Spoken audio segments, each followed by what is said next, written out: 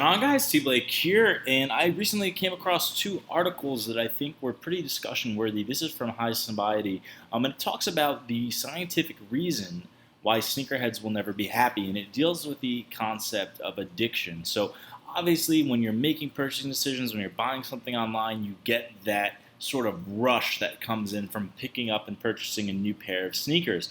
But in this interview, which included a conversation with some psychologists, they talked about some reasons behind, being addicted, so to speak, and why it seems like as soon as you get that next pair, you're already thinking about the next one. And there's some other things at play. I recently was really thinking about this because I spent so much time and money, saving up for a car.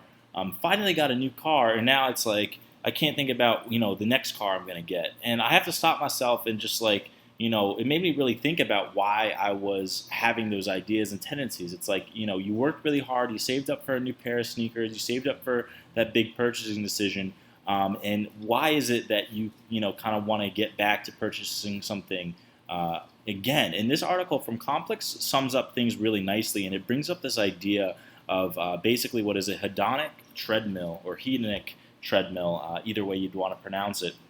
And it says essentially when you purchase something, when you do something, you get that rush of dopamine to your brain and you have that instant gratification. But the problem is once you get past that, you go back to an equilibrium. You go back to that normal point of happiness. And this was actually a conversation I recently had with my girlfriend because she brought up an article about someone that was blind had their sight restored.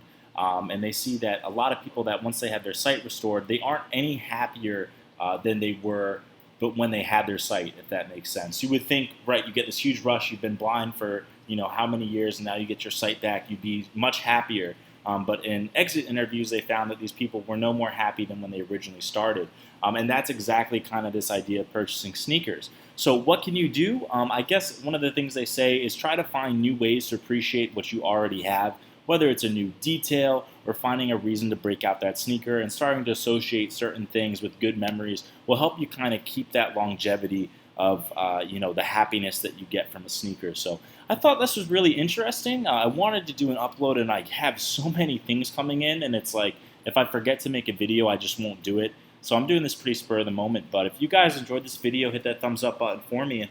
Let me know down in the comments what you guys think and feel about this kind of sneaker addiction and whether or not you thought any of the points in these articles were legitimate. T Blake signing out. Peace, guys.